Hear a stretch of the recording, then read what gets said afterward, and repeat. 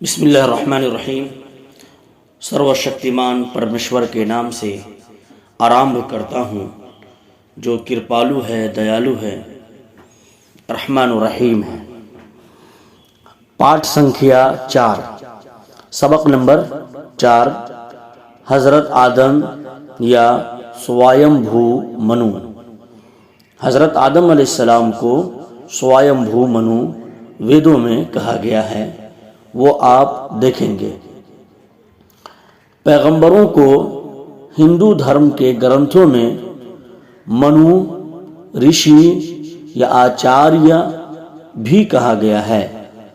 ہندو دھرم کے گرنتھوں میں کل 14 منوؤں کا ورنن ہے۔ کل 14 منوؤں کا ورنن ہے، تفصیل ہے۔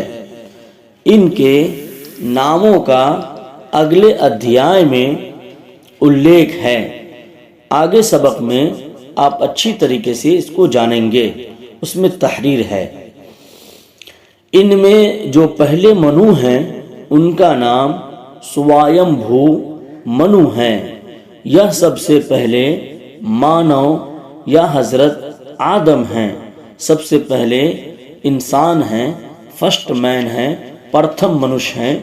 اس لیے آپ دیکھیں گے چاہے ہندو ہو، مسلم ہو، سکھ ہو، عیسائی ہو، بدھسٹ ہو، سب کو آدمی کہا جاتا ہے۔ تو آدمی کہنے کا کارن یہی ہے کہ سب سے پہلے جو منش تھے، ہمارے سب سے پہلے جو باپ تھے، وہ حضرت آدم علیہ السلام ہیں یا سوائم بھو منو ہیں، جیسا کہ آپ ابھی اس کو پڑھ رہے ہیں۔ حضرت آدم کا ورنن رگ وید میں منو کے نام سے ہے۔ وہ شلوک اس پرکار ہے: جن منو جاتا، جن منو جات، جن مانے جنتا، لوگ، عوام، مردم۔ اسی طریقے سے منو جات یعنی منو کی سنتان ہے، حضرت آدم علیہ السلام کے بچے ہیں، حضرت آدم علیہ السلام کی اولاد ہیں۔ اسی سے ہے جن گننا، مردم شماری، تو یہ ہے کہ جن منو جات رگ وید کے اندر کہا گیا، ارتھات سب منو کی سنتان ہیں۔ اور بھوشیہ پران میں حضرت آدم علیہ السلام کا ورنن اس پرکار ہے: آدمو نام پروشا پتنی ہویاوتی اسمرتا وشنو کردمتا جاتو ملیج ونشا پروردھنو دیوشتاشٹ سہسترے دوے شیشے تو دوابرے یوگے ملیج دیشسیا ملیج دیشسیا یا بھومیر بھویتا کیرتی مالینی اندر یانی دمتوا یو ہا مات مدھیان پراینہ تسما دادا ناما سو پتنی ہویاوتی اسمرتا پردان نگرس ییوا پوروا بھاگے مہاونم ایشورین کیرتم رمیم چتوہا کروشا یمتا اسمرتم پاپا ورکشتلے گتوا پتنی درشن تتپرہا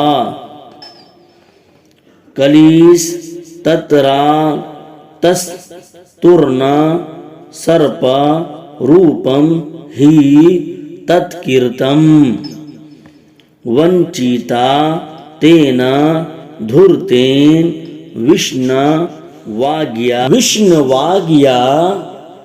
بھگم تام گتا خادتوا تتفلم رمیم لوکا मार्गपर्दं पतिहा उदुम्बरस्थ पत्रैश्च ताम्यां वायवशनं कीर्तं सूताः पुत्रास्ततो जाताः सर्वे मलेच्छा वभूवीरे त्रिशोत्तरं नवशतं तस्यायोः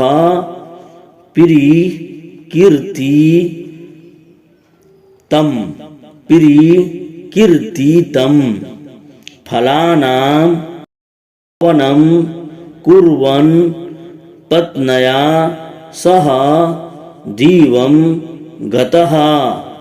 भविष्य पुराण प्रतिसर्ग पर्व प्रथम खंड चतुर्थाध्याय वेद और पुराण के आधार पर धार्मिक एकता की ज्योति। लेखक डॉक्टर वेद प्रकाश उपाध्याय। ये डॉक्टर वेद प्रकाश ने भी इसको स्पष्ट किया है और पूरी इसकी तफसील बयान की है, वाज़े किया है कि हज़रत आदम अलैहिस्सलाम और स्वयंभू मनु जिसका जिक्र वेद के अंदर है, भविष्य पुराण के अंदर है, वो एक ही हैं, अलग अलग नहीं हैं और सारे मनुष्य उसी की संतान हैं।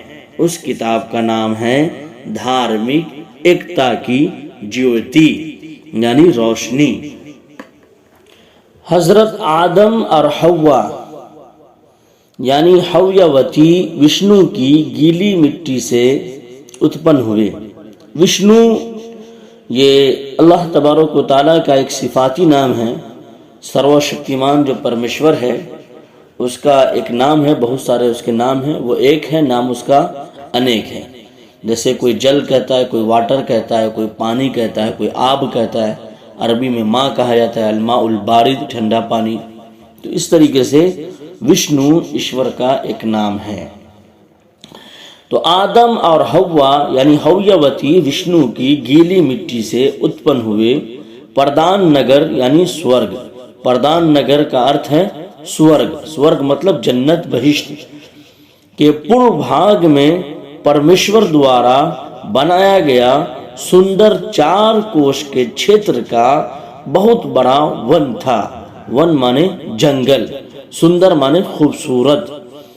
पाप वृक्ष के नीचे जाकर, पाप वृक्ष गुनाह का दरख्त, पाप वृक्ष के नीचे जाकर पत्नी को देखने की चाह से आदम हव्वा के पास गए। तभी सर्प का रूप बनकर, सर्प मतलब सांप, रूप मतलब शक्ल, तो सर्प का रूप बनकर वहां कली यानी शैतान शीघ्र आया, तुरंत आया, जल्दी में आया। उस धूर्त के द्वारा आदम और हव्वा ठग लिए गए, यानी वो चालबाज और धोखेबाज के जरिए हजरत आदम अलैहिस्सलाम धोखा खा गए। और पत्नी आदम ने उस फल को खाकर विष्णु की आज्ञा को भंग कर दिया। जो ईश्वर का हुक्म था उसको क्या किया, नाफरमानी कर दी। अल्लाह के हुक्म की फरमाबरदारी नहीं की, बल्कि उनसे गलती हो गई, खता हो गई। परिणाम स्वरूप संसार में भेज दिए गए। गूलर के पत्ते उनका आहार बने। दोनों से बहुत सी संतान उत्पन्न हुई, पैदा हुई। सब मलेच्छ कहे गए। आदम की आयु 930 वर्ष हुई। फलों का हवन करते हुए पत्नी के साथ आदम स्वर्ग में चले गए। 14 मनुओं में हजरत आदम सबसे पहले मनु हैं और आपका नाम उस सूची में स्वयंभू मनु है। जैसा कि आप लोग जानते हैं कि हजरत आदम अलैहिस्सलाम प्रथम मनुष्य हैं, फर्स्ट मैन हैं, पहले इंसान हैं, पहले नबी हैं, پہلے معلم ہیں، پہلے شکشک گرو ہیں اور پہلے رشی ہیں. تو یہ ہمارے سب سے پہلے باپ ہیں، اسی سے ہم تمام لوگوں کی نسل ملتی ہے. جو ایک اہم بات سمجھنی ہے وہ یہ ہے کہ ہمارے باپ حضرت آدم علیہ السلام کو بہکانے کے لیے جب شیطان ابلیس جنت کے اندر گیا تو وہ کہا کہ میں آپ کا دوست ہوں، اور دوست کا روپ دکھا کر کے، دوست بن کر کے کہا میں جگری دوست ہوں، میں آپ کے بغیر یہاں رہ نہیں سکتا ہوں، آپ اس درخت کا پھل کھا لے تو آپ ہمیشہ ہمارے ساتھ رہیں گے. اس طریقے سے جھوٹ بول کر کے، دھوکہ دے کر کے حضرت آدم علیہ السلام کو اور ان کی پتنی حویوتی کو بہکا دیا، ورغلا دیا اور اللہ تعالی کی نافرمانی کرا دیا. تو اس سے ہم لوگوں کو جو سبق ملتا ہے وہ یہ ہے کہ دوستوں سے بچنا چاہیے. ایسا دوست جو آپ کو انسان کی شکل میں شیطان ہے، لگتا تو ہے کہ آپ کا خیر خواہ ہے اور خیر خواہی والی بات کرتا ہے اور آپ کو گناہوں کے اندر ملوث کرتا ہے، دین سے، ایشور کے قوانین سے اور دھارمک پستکوں سے دور کرتا ہے، تو وہ دوست آپ کا انسان کی شکل میں شیطان ہے. آپ اس سے بچ کر کے رہیں، ہوشیار رہیں. آپ دیکھیں کہ جتنے معاملے ہوتے ہیں بوائے فرینڈ والے، گرل فرینڈ والے، یہ سب کیا ہے کہ آدمی سمجھ نہیں پاتا ہے اور گناہوں کے اندر ملوث ہو جاتا ہے، پاپ کر بیٹھتا ہے. اس لیے یہ بوائے فرینڈ، یہ گرل فرینڈ، یہ سب خطرہ ہے اور یہ ہانی کارک ہے، نقصان دہ ہے. اس لیے اس سے اوش بچنا چاہیے، اس سے ضرور بچنا چاہیے اور اپنے آپ کو بچا کر کے رکھنا چاہیے. ابھی ایک واقعہ یاد آیا، آپ لوگوں کو بھی معلوم ہوگا کہ آفتاب نام کا پارسی ایک لڑکا تھا. نام اپنا آفتاب رکھ لیا جبکہ وہ پارسی تھا، ہندو تھا، اور سیدھی بات کے اندر انصار عزیز ندوی نے اس کو واضح کیا ہے. سیدھی بات جو خبر چلتی ہے میڈیا کے اندر، نیوز چینل ہے، تو انہوں نے واضح کیا ہے.